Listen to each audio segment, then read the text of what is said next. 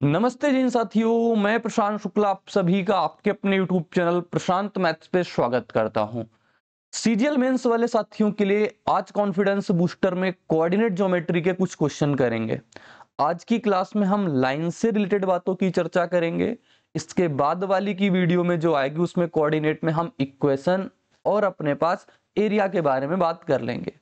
बहुत बेहतरीन क्लास होने वाली है। जितने प्रश्न पूछे जाते हैं, जिस वैरायटी के प्रश्न पूछे जाते हैं, सिर्फ वही डिस्कशन करेंगे, यानी कट टू कट आपको हम कंटेंट प्रोवाइड कराएंगे। ठीक है साथी, चैनल को आप सब्सक्राइब कर लेना, वीडियो को आप लाइक कर देना। वीडियो अंत में अगर पसंद आपको लगे तो फिर आप उसके नीचे कमेंट जरूर करके बताना कि वीडियो में मजा आया साथी। टेलीग्राम चैनल प्रशांत मैथ से करके है, वो भी आप ज्वाइन कर लेना। वहां पे इसकी पीडीएफ मिल जाती है, वहां पे सारे की सारी कंटेंट आपको वहां पे पीडीएफ उसकी दे दी जाती है। और सबसे पहले हम बात कर लेते हैं आपको कुछ पॉइंट बताने की जहां से प्रश्न पूछते हैं। सपोज डेट साथी अपने पास एक लाइन L1 है, एक लाइन N1, जो इक्वेशन बनती है हमारे पास वो A1x plus B1y plus C1 equal 0। मान लो एक इक्वेशन ये। दूसरी लाइन की इक्वेशन कौन सी हो जाएगी हमारे पास, A2x प्लस B2y और प्लस C2 इक्वल 0। आपके पास ये दो लाइनें दे दी जाती हैं, इनमें से तीन प्रकार के प्रश्न पूछ लेते हैं। सबसे पहले पूछेगा ये लाइन अगर इंटरसेक्टिंग है। इंटरसेक्टिंग लाइन मतलब एक दूसरे को कट करेंगी, यहां पे कट कर रही मान लो, इस लाइन का नाम होता है सबसे पहले इंटरसेक्टिंग लाइन, यानी प्रतिच्छेदी रेखा। हिंदी में बोले तो प्रतिच्छेदी रेखा, इंटरसेक्टिंग लाइन। ये साथी इंटरसेक्टिंग लाइन हो गया। जब लाइन हमारे पास इंटरसेक्टिंग होती है साथी, तो वहां पे यूनिक सोल्यूशन बनते हैं। क्या बनते हैं, ध्यान देना इस पॉइंट को, जो हम लिखते जा रहे हैं एक एक वर्ड इंपॉर्टेंट है। यूनिक सोल्यूशन बनते हैं। यूनिक सोल्यूशन को अगर हिंदी में बोले तो अद्वितीय हल बोला जाता है। क्या बोला जाता है इसको, अद्वितीय हल। ठीक, इसको कहते हैं अद्वितीय हल। जब हमारे पास लाइन इंटरसेक्टिंग होती है तो यूनिक सोल्यूशन बनते हैं। इसकी इक्वेशन सबसे पहले आप ध्यान देना, अगर मैं फर्स्ट करके लिख दूं इसको, तो A1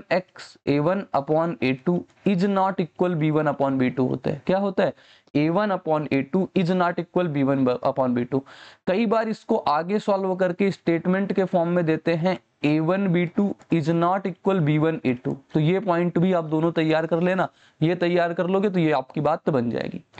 दूसरी लाइन पे आते हैं। दूसरी लाइन क्या होती है हमारे पास, दूसरी लाइन हो जाए एक लाइन, जैसे यही दो लाइन की इक्वेशन है ना, ये दोनों लाइनें आपस में कैसी हो जाए, पैरेलल। अब अगर साथी दोनों लाइनें आपस में पैरेलल हो गई, दोनों लाइनें आपस में कैसी हो गई, पैरेलल। जब लाइनें पैरेलल होती हैं तो वहां पे हमारे पास कोई सोल्यूशन नहीं बनता। क्या बनता है, जब लाइनें पैरेलल होती हैं तो कोई सोल्यूशन नहीं बनता, यानी कि नो सोल्यूशन होता है। कोई हल इसका नहीं होता, नो सोल्यूशन होता है। ठीक है, इतना पॉइंट क्लियर हो गया। ये पैरेलल लाइनों की चीज, जैसे यहाँ पे ये इंटरसेक्टिंग लाइन थी, ये पैरेलल लाइन है। ठीक है, समझ में आ गई, ये पैरेलल लाइन है अपने पास। इसकी अगर हम लिखें तो इसका क्या होता है, A1/A2 equal B1/B2 is not equal होता है C1/C2। इसमें अगर स्टेटमेंट के फॉर्म में पूछता है ना तो ऐसे लिख देगा A1/A2 इक्वल B1 और A2।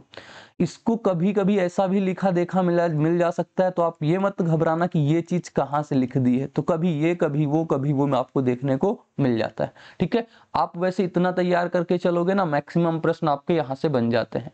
थर्ड पॉइंट देख लो इन लाइन से क्या होता है। थर्ड पॉइंट होता है, जैसे हमारे पास कोई लाइन है, इसके ऊपर से ही एक लाइन और चली जाए, यानी कि दोनों लाइनें ओवरलैप कर गई। दोनों लाइनें क्या कर गई, ओवरलैप कर गई। तो इसको मैं लिख देता हूं ओवरलैप लाइन। वैसे तो इसको बोलते हैं कोलिनियर लाइन। ठीक है, ओवरलैप कर गई, इसको लिख सकते हो आप कोलिनियर, लिख सकते हो कोलिनियर। ठीक, कोलिनियर लाइन होती है। और जब कोलिनियर लाइन होती है ना तो इसके सोल्यूशन बनते हैं इनफाइनाइट सोल्यूशन।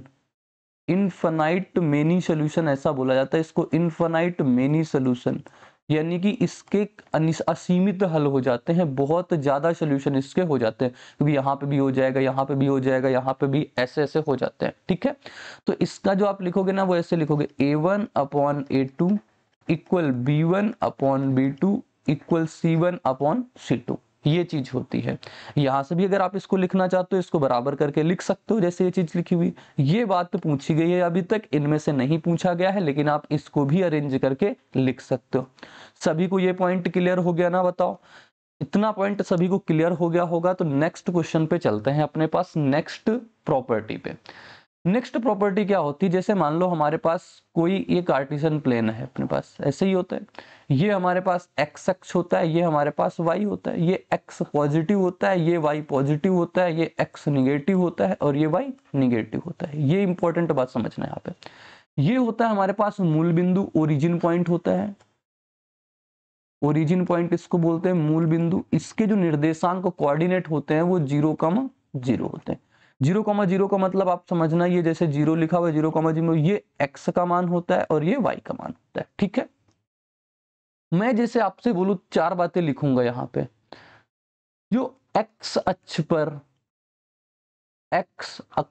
लिखा, x अक्ष पर, फिर पहली बात तो ये लिखा x अक्ष पर रेखा का समीकरण लिख लो ऐसा, x अक्ष पर रेखा का समीकरण।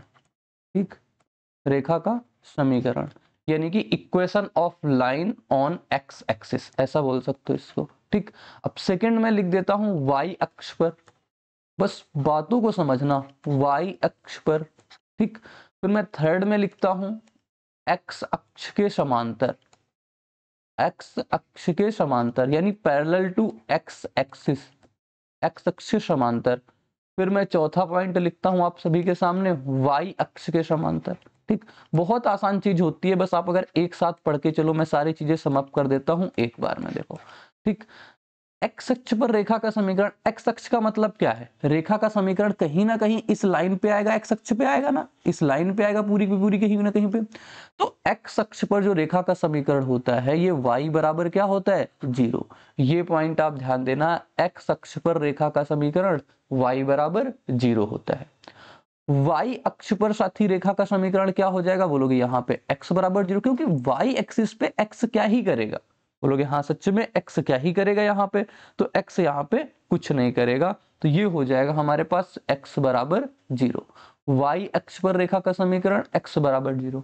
इस पॉइंट को आप समझना, x अक्ष के समांतर देखो, जैसे मान लो मैंने यहां से किसी एक डिस्टेंस पे, कोई भी डिस्टेंस ले लिया, वहां पे मैंने इसके समांतर एक रेखा ड्रा कर दी, ये लो x अक्ष के समांतर। ठीक, x अक्ष के समांतर ड्रा करेंगे ना, तो यहाँ पे आप y बराबर देखोगे कांस्टेंट कोई भी मान, मान लो b, तो यहाँ पे जो होता है y बराबर b हो जाता है, b हो जाता है, y बराबर b हो जाता है। फिर x क्या होगा, x साथी कुछ भी हो सकता है, जैसे मान लो यहाँ पे कोऑर्डिनेट जो बन जाएंगे ना इसके, मान लो यहाँ पे है हमारे पास 7, -7, तो यहाँ पे -7 का मान b बन गया, b का मान कुछ भी हो सकता है।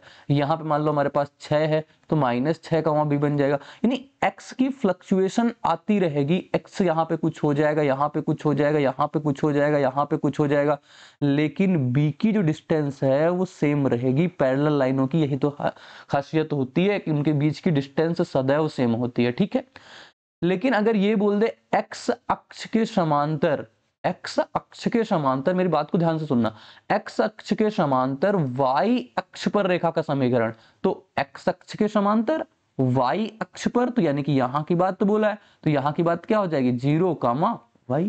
समझ में आई बात ना, देखो y अक्ष पर जैसे ही बोल देगा यानी कि वहां पे x की वैल्यू क्या हो जाएगी, 0। ठीक है, सेम काम यहाँ पे, अगर y अक्ष के समांतर मैं ले लूं, अगर y अक्ष ये इसके समांतर मैंने ये कर लिया, मान लो ये x इसके बीच की डिस्टेंस हो गई a, हो गई a इसके x के बीच की डिस्टेंस, तो यहाँ पे x बराबर a हो जाएगा। और यहाँ पे a और b जो है ना ये कांस्टेंट होते हैं, a और b जो है ये कांस्टेंट है, ये कांस्टेंट होते हैं। ठीक, यानी कि ये फिक्स होते हैं, अगर ये एक बार 5 यूनिट हो गया ना सदैव फिक्स रहेगा 5 यूनिट, ये अगर 6 यूनिट हो गया ना हमेशा फिक्स रहेगा। आपको बस ध्यान पॉइंट देना है ये। ठीक है, यहां से प्रश्न जनरली कम आते हैं और यहां से प्रश्न आपके पास ज्यादा आते हैं। y अक्ष पर रेखा का समीकरण y बराबर 0, y अक्ष पर रेखा का समीकरण x बराबर 0, x अक्ष पर रेखा का समीकरण y बराबर 0 होता है। ठीक है, x अक्ष के समांतर, चलो मैं बोल रहा हूं उसको आप अपने मन में बोलना, x अक्ष के समांतर y अक्ष पर रेखा का समीकरण, बोलोगे x अक्ष समांतर y अक्ष पर रेखा का समीकरण, यानी कि x बराबर 0 लेंगे। ठीक है, कोई दिक्कत परेशानी, बोलोगे नहीं यहां तक कोई दिक्कत नहीं। वाई अक्ष के समांतर, वाई अक्ष के समांतर एक्स अक्ष पर रेखा का समीकरण, बोलोगे ये हो जाएगा y बराबर 0। ठीक है, समझ में आ गया पॉइंट? कहोगे हाँ बात समझ में आ गई। एक एक करके अब मैं आपको क्वेश्चन सॉल्व कराऊंगा जैसे जैसे क्वेश्चन अपने पास पूछे गए हैं। देखो पहला प्रश्न इर्स वैरायटी का पूछा गया, अपने पास क्या लिखा हुआ है, k का वह मान ज्ञात कीजिए जिसके निम्नलिखित समीकरणों के अद्वितीय हल, यानी कि अगर इंग्लिश में बात कर ले यूनिक सोल्यूशन। जब दो लाइनें हो, साथ ही मैंने कहा यूनिक सोल्यूशन क्या होते हैं, a1/a2 is not equal b1/b2, यही तो बताया। a1 का मान साइन सहित आप चीजें लेना, a1 का मान कितना है हमारे पास k, a2 का मान कितना है हमारे पास 4, इज नॉट इक्वल हमारे पास b1 कितना है 2 और b2 कितना है 1, तो k इज नॉट इक्वल कितना आ जाएगा 8, यही आपका आंसर हो जाएगा, k इज नॉट इक्वल 8। ठीक है, ऐसे ही आपको प्रश्न देखने को मिलते हैं। अभी पीवाईक्यू में दिखा दूंगा कितने प्रश्न पूछे गए, एक बार देख लो आप, पूरे के पूरे नजरिए देखो। मेंस का 16/11 में, मेंस का 11/9 में, मेंस का 12/9 में, मेंस का 7/3/2023 में, मेंस का इतने में, और मेंस का यहाँ पे पूछा गया। सारे प्रश्न अपने पास बेहतरीन लेवल के हैं, तो आप ये समझ लो पूरी क्लास को आपको देखना ही है। सेकेंड क्वेश्चन, इसमें कहा है infinitely many solution. Infinite many solution का मतलब दोनों लाइनें कोलिनियर हो। कोलिनियर का मतलब a1/a2 equal b1/b2 equal c1/c2। लिखो यहाँ पे कितना आ जाएगा, 1/3 नहीं 2, a1 की वैल्यू कितनी है 2 और इसकी वैल्यू कितनी है 6, b1 की वैल्यू 3, इसका मान कितना है k, यहीं से सॉल्व कर लो। k बराबर कितना आ जाएगा, इसको मैं काट लूं तो k बराबर कितना हो जाएगा, कहोगे 9। आसान चीज होती है, बस आपको वो 3 बातें याद रखनी है, k बराबर 9 हो गया। यहाँ पे भी क्या पूछा, हैव इनफाइनाइटली मेनी सोल्यूशन, यहाँ पे भी आपसे इनफाइनाइट मेनी सोल्यूशन पूछा, इनफाइनाइट मेनी सोल्यूशन पूछा, इसका आंसर सभी लोग कमेंट बॉक्स में बताना। ठीक है, आगे देखो हम आपको दिखाते हैं, जैसे ये भी लिखा हुआ है, यहाँ पे क्या पूछा, infinitely many solution. Infinitely many solution क्या होता है, चलो इसको हम करा देते हैं, a1/a2 equal b1/b2 equal c1/c2 होता है। a1 की वैल्यू कितनी है 2, a2 की वैल्यू कितनी है k+2, b1 की वैल्यू कितनी है -3 और b2 की वैल्यू कितनी है माइनस का 2k+1। साइन का जरूर ध्यान देना, माइनस से माइनस खत्म हो जाएगा, इसको इधर ले जाएंगे 4k+2 बराबर 3k+6, तो k बराबर कितना आ जाएगा यहाँ से 4। k का मान साथी कितना आ गया, बोलोगे 4 आ गया, ऑप्शन नंबर सी हो जाएगा। भाई कुछ मुश्किल नहीं है, जब इनफाइनाइट मेनी सोल्यूशन होता है ना, तब आपको ये ध्यान रखना है, जब पैरेलल लाइन होती है, जब पैरेलल लाइन होती है a1/a2 equal b1/b2 is not equal c1/c2 होता है। जब वो वाली लाइन होती है इंटरसेक्टिंग, वो वाली नहीं intersecting line, a1/a2 is not equal b1/b2, ये इंटरसेक्टिंग का और ये किसका होता है, पैरेलल का। लिख भी देता हूं इसको, ये है हमारे पास पैरेलल लाइन और ये होता है हमारे पास इंटरसेक्टिंग लाइन होती है। ठीक है, आगे प्रश्न देखो। अब ऐसे प्रश्न आते हैं तो इनको ये सच में पूछे जाते हैं आपके एग्जाम में। क्या लिखा हुआ है, समीकरण 3x - 5y बराबर इतना, समीकरण 3y - 7x + 1 बराबर 0 के आरेखों के प्रतिच्छेदन बिंदु, मतलब एक समीकरण ये है, एक लाइन का समीकरण ये है, दोनों जहां पे कट कर रहे हैं ना, वहां का आपको प्रतिच्छेदन बिंदु दे रखा है हमारे पास अल्फा, बीटा। ठीक है, तो आपको फिर ये सॉल्व करना है। साथ ही सिंपल सी बात होती है और ये प्रश्न पूछे बहुत जाते हैं। 3x - 5y बराबर 19, इसको लिख सकते हैं 3y - 7x बराबर -1। सॉल्व कर लो आप इक्वेशन को, जैसे आप सॉल्व करते हो, आप चाहो तो पहले ही गुणा करा लो, आप चाहो तो जैसे मैंने आपको बोट एंड स्ट्रिंग में इक्वेशन सॉल्व करने का तरीका बताया वैसे आप सॉल्व कर सकते हो, जैसी आपकी मर्जी पड़े। यहाँ पे अगर हम किसको बराबर कर लें साथी, बताओ यहाँ पे हम किसको बराबर कर लें, x को बराबर कर लें, x को बराबर कर लें या y को, चलो y को बराबर कर लेते हैं क्योंकि y बराबर करना थोड़ा सा आसान। तो यहाँ पे 3 का गुणा होगा और यहाँ पे 5 का गुणा, फिर 3 का गुणा यहाँ पे भी होगा, 3 का गुणा यहाँ पे भी होगा, 3 का गुणा यहाँ पे भी होगा, 5 गुणा वहां तो 5 गुणा यहाँ और 5 गुणा यहाँ पे भी। तो क्या बनेगा, 5 3 का 15x, अच्छा मैंने किसको बराबर किया, इसको ना, 5 3 का 15y, 5 3 का 15y, ये दोनों को प्लस करेंगे कट जाएगा, ये 9x - 35x, 35 में से अपना 9 जाएगा, कितना बचेगा हमारे पास, बोलोगे 26x बचेगा ना, माइनस का 26x, 7 5 35, 35 में से 9 जाएगा हमारे पास, 26x बचा। इधर आओ, 19 या 57, 57 में से 5 चला गया, कितना बचा हमारे पास, बोलोगे 52 बचा, वो भी प्लस का। तो 26 से काटेंगे इसको 2 बार में, x की वैल्यू कितनी आ गई हमारे पास -2। बोलोगे बात तो बिल्कुल सत्य है आपकी, की वैल्यू आपकी -2 आ गई। अब x की वैल्यू -2 आ गई, इसको किसी एक इक्वेशन में रख लो। जैसे हमारे पास पहली इक्वेशन ये थी 3x - 5y बराबर 19, तो x की वैल्यू यहाँ पे डाल देंगे, कितना हो जाएगा -6 माइनस का 5y और बराबर का 19। माइनस का 5y उधर ले जाएंगे, 19 को इधर लाएंगे, 19 से कितना हो जाएगा -25 बराबर 5y। तो इसकी वैल्यू -5 आ जाएगी। तो आप ऐसे लिख सकते हो y बराबर -5, यानी कि जो यहाँ पे कोऑर्डिनेट बन जाएंगे ना, ये बन जाएंगे -2 -5। ये बन गए कोऑर्डिनेट। ये होता है हमारे पास x और ये होता है हमारे पास y। सबसे पहले x को लिखते हैं फिर y को लिखते हैं। हमें बताना क्या है, हमें बताना है 3 अल्फा माइनस का बीटा। अल्फा की वैल्यू कितनी है -2, 3 इंटू -2 माइनस बीटा की वैल्यू कितनी है -5। तो ये हो जाएगा -6 प्लस का 5 बराबर -1। राइट आंसर हमारे पास कितना हो जाएगा साथी, बोलोगे ऑप्शन नंबर बी इसका बिल्कुल सटीक जवाब हो जाएगा। ठीक है, और ये प्रश्न मैंने कहा ना बहुत पूछे जाते हैं इस वैरायटी के, तो हम दूसरा प्रश्न भी इस पे ही ले लिए हैं, और ये भी सीजीएल मेंस 13/9/2019 का पूछा गया। समीकरण दिया हुआ है, आरेख दिए, मतलब 2 समीकरण दिए हुए हैं, ये दोनों अल्फा बीटा पर कट करते हैं, 2 अल्फा माइनस 3 बीटा। बताओ सती सिंपल सा आप सॉल्व कर लोगे, 5x माइनस का 2y बराबर -1। इसको प्लस को 1 को उधर ले गए। ये क्या लिखा है 4x माइनस का 3x, तो अब की बार 3x को पहले लिख लेते हैं, प्लस का 4y और बराबर कितना है 5, -5 हो जाएगा ना। अल्फा बीटा पर कट कर रहे हैं, आप सॉल्व कर लो, किसमें किसका गुणा करा लें। आप कहोगे इसमें अगर 2 का गुणा करा लो बात तो बन जाएगी, सिर्फ 2 का गुणा करा लिया, यहाँ पे भी 2 का गुणा होगा, यहाँ पे भी 2 का गुणा होगा, ये कट जाएगा जोड़ने पे। 5 दूना 10x में से ये 3x जाएगा, कितना बचेगा 7x। ये -2 और ये -5 यानी -7। तो x की वैल्यू क्या आ जाएगी, बोलोगे x की वैल्यू आ गई -1। अब ये x की वैल्यू उठा के आप कहीं पे भी रख दो। मान लो मैंने इस वाली इक्वेशन में रख दिया, आपकी बार दूसरी वाली में 3x + 4y बराबर -5, -1 रखा है प्लस का 3, उधर जाएगा -3, तो 4y बराबर कितना हो जाएगा -8। जब x की वैल्यू यहाँ पे हम फिट कर रहे हैं, तो y की वैल्यू कितनी हो जाएगी साथी -2।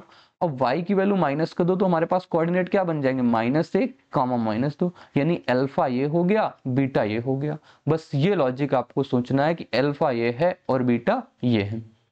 अभी सारी बातें आ जाएंगी आपको समझ में, बस 2-4 प्रश्न से। 2 अल्फा माइनस 3 बीटा बताना है, 2 अल्फा माइनस 3 बीटा। तो 2 गुणेगा अल्फा की वैल्यू कितनी -1, -3 बीटा की वैल्यू कितनी -2, तो -3 प्लस का 6, यानी उत्तर कितना आ जाएगा हमारे पास सिर्फ 4। तो राइट आंसर इसका हो जाएगा ऑप्शन नंबर ए, जो कि बिल्कुल सटीक उत्तर है भाई। और कभी अगर मेरे से छोटी छोटी कैलकुलेशन मिस्टेक हो जाए, यानी कि जोड़ घटाना गुणा भाग कंसेप्ट के अलावा, तो उस चीज को आप सभी इग्नोर कर दिया करो कि कैलकुलेशन मिस्टेक हो गई, क्योंकि नॉर्मल सी बात है, हो ही जाती है। आप लोग एक बात के पीछे पड़ जाते हो भाई, अरे इंस्पेक्टर बनने की तैयारी कर रहे हो, ऑफिसर बनने की तैयारी कर रहे हो, इतना तो कॉमन सेंस आप लगा लिया करो ना, कि अगर गलतियां हो गई हैं वो छोटी मोटी सभी से होती हैं, लाजमी कोई कितना भी कुछ भी कर ले उसके लिए, ठीक है। तो उसको आप इग्नोर कर दिया करो। लेकिन अगर कभी ऐसा लगे कि नहीं कंसेप्ट मिस कर दिया, वो कभी होगा नहीं कि मैंने कंसेप्ट छोड़ दिया हो या कंसेप्ट मिस हो गया हो। कैलकुलेशन की बात बोल सकते हैं, हाँ कभी कभी मिस्टेक हो जाती है। अब जैसे ये आ गया हमारे पास, चलो इस क्वेश्चन का आंसर आप सभी लोग होमवर्क में बताना, सेम टू सेम वही वैरायटी है। हम दूसरी वैरायटी की ओर बढ़ेंगे क्योंकि वीडियो की लेंथ अपनी कम रखनी है, ठीक है। ये हो गया, आगे देखो स्क्रीनशॉट ले लो और इसको करना। अब जैसे ये प्रश्न लिखा हुआ है, अच्छा लगा मुझे ये प्रश्न, इसमें 2 कंसेप्ट लगेंगे। समीकरण x माइनस 7y इक्वल -42 का y अक्ष को अल्फा बीटा पर कट करता है, तथा समीकरण 6x + y माइनस का 15 बराबर 0 x अक्ष को y और गामा पर कट करता है, ठीक है, डेल्टा और gamma. Alpha plus beta plus delta plus gamma का मान बताओ। साथी आप देखो, अभी जैसे मैंने आपको बताया था पीछे, अगर y एक्सिस पे कट कर रहा है, y एक्सिस पर है, तो यहाँ पे x बराबर क्या होता है 0। अगर x एक्सिस पर है, तो यहाँ पे y बराबर क्या होता है 0। चलो और इक्वेशन लिखो, x माइनस 7y बराबर -42 है। ये किसको कट कर रहा है, y अक्ष को, यानी कि y अक्ष को, यानी कि यहाँ पे क्या हो जाएगा x बराबर 0। समझ में आ गई बात, यहाँ पे x बराबर 0 रखें। क्यों रखा, क्योंकि भैया ये y अक्ष पर है, y अक्ष पे x का कोई काम नहीं होता, y अक्ष पे x की कोई वैल्यू नहीं आ सकती, ठीक है। तो x बराबर 0। अब जैसे ही x बराबर 0 रखेंगे, -7y बराबर -42, तो ये आ जाएगा हमारे पास 6। तो y बराबर कितना आ जाएगा हमारे पास 6। तो आप देखोगे यहाँ के जो कोऑर्डिनेट आ गए वो 0,6 निकल के आ गए। ठीक है, यानी कि अल्फा 0 हो जाएगा, बीटा हमारे पास 6 हो गया। अब दूसरी इक्वेशन लिखी हुई है 6x प्लस वाई माइनस का 15 इक्वल 0। अब यहाँ पे ये साथी x एक्सिस पे है, x एक्सिस पे होना मतलब y बराबर 0। अब इस पे y बराबर 0 रखेंगे 6x बराबर 15 हो जाएगा। ठीक है, y बराबर 0 रखेंगे 6x प्लस वाई और माइनस का 15 इक्वल कितना 0। तो ये रख देंगे हमारे पास। x की वैल्यू क्या आ जाएगी हमारे पास, फ्रैक्शन में आ रही भाई, 3 2 का 5 और 5, ये 5/2 आ गई। तो अब यहाँ पे कोऑर्डिनेट आप देखोगे ना, x बराबर कितना 5/2, आप कोऑर्डिनेट बनाओगे 5/2 कामा 0। तो ये चीज आपके कोऑर्डिनेट बन गए। आपको सॉल्व क्या करना है, ये अल्फा हो गया, ये बीटा हो गया, ये हमारे पास गामा हो गया और ये हमारे पास डेल्टा हो गया। ये डेल्टा है भाई। ठीक है, देखो अल्फा लिखे, alpha plus beta plus gamma और प्लस डेल्टा। अल्फा की वैल्यू कितनी थी हमारे पास 0, बीटा की वैल्यू कितनी थी 6, गामा की वैल्यू कितनी थी 5/2, इसकी वैल्यू 0। तो 6 दूना 12 5 17/2 इसका राइट आंसर हो जाएगा। ऑप्शन नंबर ए पर लिखा हुआ है, ऑप्शन ए बिल्कुल करेक्ट उत्तर। इंपॉर्टेंट बात ये थी कि ये बात काफी लोग मिस कर देते हैं कि एक्स वाई अक्ष को काट रहा है तो एक्स बराबर 0 लेंगे, क्या लेंगे, इस वजह से उनकी गलतियां होती हैं। तो आप इस पॉइंट को ध्यान देना, अगर एक्स अक्ष पर है तो एक्स अक्ष पर है y बराबर 0, y अक्ष पर है तो x बराबर 0। नेक्स्ट क्वेश्चन देखो, ऐसा ही प्रश्न कुछ ये लिखा हुआ है अपने पास, सीजीएल मेंस 12/9/2019 का है। क्या कह रहा है, समीकरण हमारे पास दिए हुए हैं कि आरेख एक दूसरे को x पे काटते हैं। समीकरण ये दिया हुआ है, ये x अक्ष को काटता है। और सबसे पहले वाले समीकरण को सॉल्व करेंगे। 2x प्लस 3y इक्वल 11, फिर ये लिखा हुआ है x माइनस का 2y इक्वल माइनस का 12। यहाँ पे इसको सॉल्व करके हम x और y की वैल्यू निकालेंगे। बताओ अगर इसमें 2 का गुणा करा के माइनस कर दें, 2 का गुणा करा के इसमें हम माइनस कर दें तो हो जाएगी बात, बोलोगे हाँ ठीक। माइनस करेंगे तो ये माइनस माइनस प्लस, ये माइनस है तो ये प्लस हो जाएगा। 12 दूना 24, 24 11 कितना हो जाएगा, ये तो 35 आ गया। इधर आओ, ये तो खत्म हो जाएगा। ये कितना बचा 3 और 4, 4 3 कितना हो जाएगा 7y। तो y की वैल्यू कितनी आ गई 5। तो y का मान साथी 5 हो गया। अगर y का मान 5 हो गया तो x बराबर कितना आ जाएगा, देखो अगर y का मान 5 मैं इस वाली इक्वेशन में रख दूं, 5 3 15, 11 में से 15 जाएगा माइनस का 4, तो x की वैल्यू कितनी आ जाएगी माइनस का 2। ये मैंने थोड़ी कैलकुलेशन आपके लिए फास्ट कर दी तो ये चीज हो गई। ठीक है ना, 15 रखेंगे, 11 में से 15 माइनस का 4, माइनस 4 माइनस 2 आ गया। तो ये हो गई हमारे पास -2,5, ये कोऑर्डिनेट हो गए। और ये इसमें ये x1 है, ये इसमें y1। दूसरी बात क्या बोल रहा है, दूसरी हमारा जो समीकरण है x minus 2y plus 12 equal 0। ये कह रहा है x अक्ष को, ये कीवर्ड है x अक्ष को, यानी x अक्ष को अगर कट करेगा, x अक्ष को अगर कट करेगा तो y बराबर क्या होगा 0 होगा। y बराबर 0 रख देंगे, यहाँ पे y बराबर क्या रख देंगे 0। तो x बराबर कितना आ जाएगा हमारे पास -12। बताओ ठीक है क्या, बोलोगे हाँ बिल्कुल सही है। तो यहाँ पे कोऑर्डिनेट जो आ जाएंगे -12, 0 आ जाएंगे। अब हमें ये बताना है x1 minus x2 plus y1 और प्लस y2। x1 की वैल्यू माइनस कर दो, x2 की वैल्यू कितनी है -12, यानी माइनस माइनस प्लस 12। y1 का मान 5 है, y2 का मान कितना है 0। 12 5 17, 17 में से 2 गया कितना आ जाएगा 15। राइट आंसर साथी इसका कितना हो जाएगा 15, इसका सटीक उत्तर बन जाएगा। आई होप सबको क्लियर हो गया होगा ना, सभी को समझ में आ गई होगी ना। बेहतरीन लेवल के प्रश्न आप सभी को करा रहे हैं जो कि मेंस में ही पूछे जाते हैं। अगला प्रश्न देखो, ये लिखा हुआ है, कई बार ऐसी वैरायटी पूछ लेता है। क्या कहा, उन बिंदुओं के निर्देशांक ज्ञात करो जिसमें आरेख यानी कि समीकरण ये निर्देशांक अक्षों को काटे। अक्षों को काटे, जैसे ये कीवर्ड आपको मिला ना, अक्षों को काटे यानी एक्सिस को कट करे, अक्षों को काटे। इसका मतलब क्या होता है, या तो एक्स अक्ष को काटेगा या तो वाई अक्ष को काटेगा।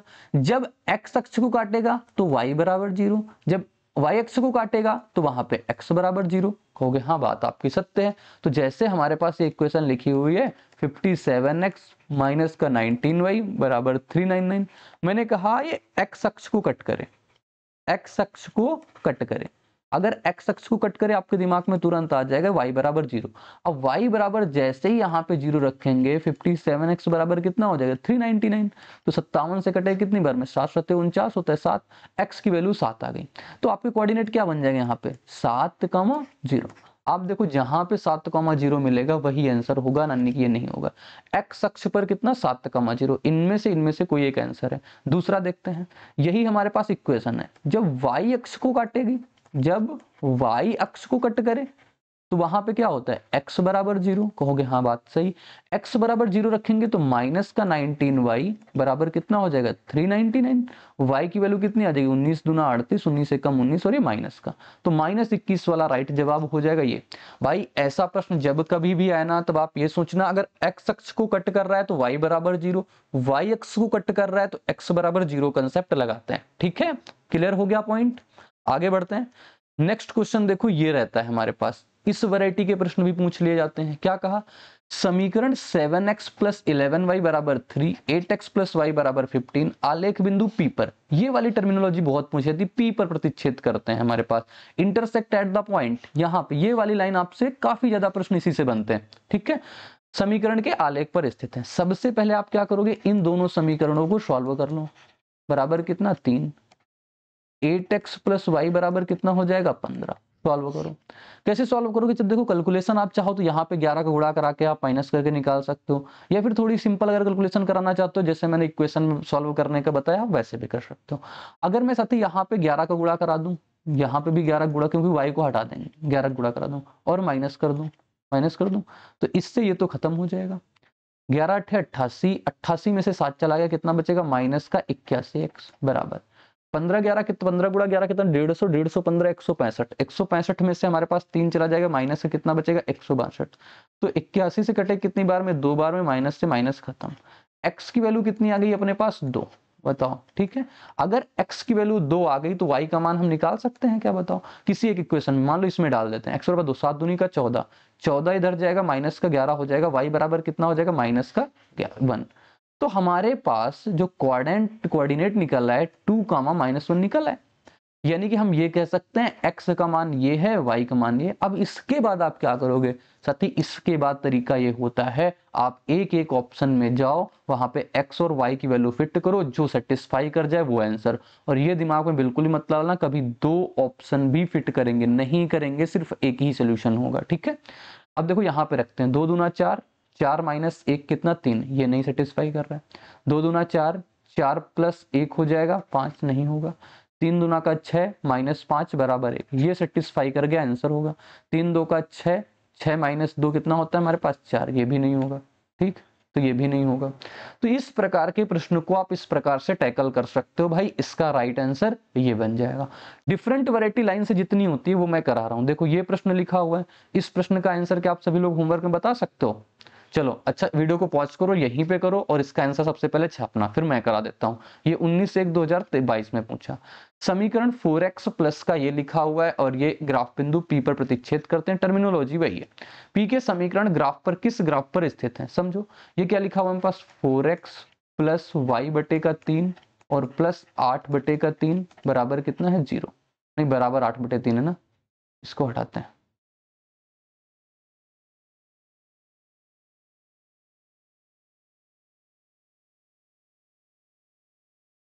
तो ये बराबर कितना है 8 बटे का 3। अगर इसको मैं स्टैंडर्ड इक्वेशन में बना लूं तो कितना हो जाएगा 12x प्लस का y बराबर 3 से 3 कट जाएगा 8, ये एक स्टैंडर्ड फॉर्म बन जाएगी। दूसरी इक्वेशन को लिखते हैं, इधर कितना लिखा हुआ है x बटे का 2 प्लस का 3 बटे का 4y और प्लस का 5 बटे 2, प्लस का 5 बटे 2 है उधर ले जाते हैं, माइनस का 5 बटे 2 कर लेते हैं।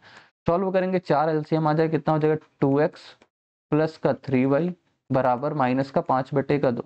तो ये क्या बन जाएगी एक इक्वेशन, 2x प्लस का 3y और माइनस का 10।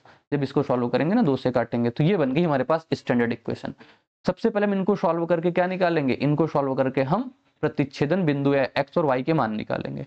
कैसे निकाल लें, मान लो 6 का गुणा करा दिया, यहाँ पे जैसा मेरा दिमाग चलता है मैं तुरंत वैसा काम करता हूँ, बस 6 का गुणा करा के माइनस करा दिया, ये माइनस माइनस प्लस हो जाएगा, ये खत्म हो जाएगा।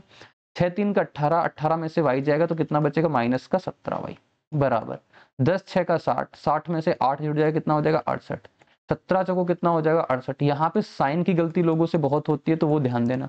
y बराबर कितना हो गया माइनस का 4। अगर y बराबर माइनस का 4 हो गया, y की वैल्यू आप यहाँ पे रख दो तो x बराबर कितना आ जाएगा माइनस का 4 है, 8 4 12, x बराबर कितना आ जाएगा 1। समझ रहे हो ना, y का मान उठा के रख रहे हैं तब x आ रहा है, ऐसे मत समझना x की वैल्यू हम डायरेक्ट कहां से ले आए, y का मान रखने पे। तो ये हो गए हमारे पास कोऑर्डिनेट जो 1, -4, किसी भी इक्वेशन को उठाओ 1, -4 रखो, 1 रखेंगे 4, माइनस माइनस प्लस 4, +7 कभी 0 आएगा नहीं। यहाँ पे रखो 1, माइनस माइनस कितना हो जाएगा +12, और ये -12 क्या 0 आएगा नहीं। यहाँ पे रखो 1 हो जाएगा 3, माइनस माइनस प्लस का 4 हो जाएगा, और माइनस का 7, देखो 7 कट के 0 आ जाएगा, यही इसका आंसर बन जाएगा, ये भी नहीं बनेगा। तो इस प्रकार से आप ऐसे प्रश्नों के जवाब कर सकते थे साथी, जो कि बहुत आसान है। इसकी आगे की वीडियो में आपको मैंने कहा जो इक्वेशन फार्मूले होते हैं वो करवा देंगे, सर्कल वाले होते हैं वो करवा देंगे, एरिया वाले होते हैं वो करवा देंगे। इतने 3 टाइप हम अगली वीडियो में कवर कर लेंगे। तो बने रहना मेरे साथ। बाय बाय, जय हिंद, टेक केयर, धन्यवाद, मिलेंगे नेक्स्ट वीडियो में।